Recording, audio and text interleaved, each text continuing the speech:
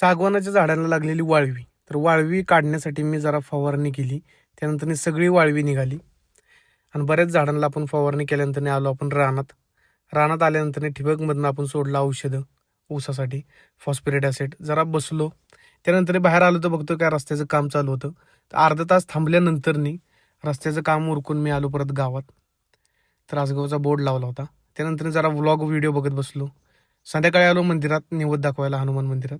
त्यानंतर आलो होळीपाशी, तिथं नारळ काढायचं चालू होतं. त्यानंतर आलो भैरवनाथ मंदिरात. तिथं आपण आप्पांच्या हस्ते निवद दाखवला आणि त्यानंतर आलो जरा आपण पुढं होळीकडं.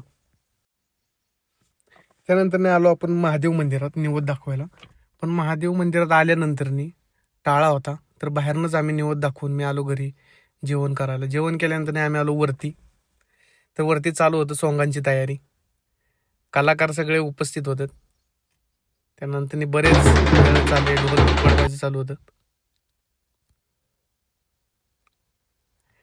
त्यानंतर ही नेहमीच परंपरा आहे सोंग.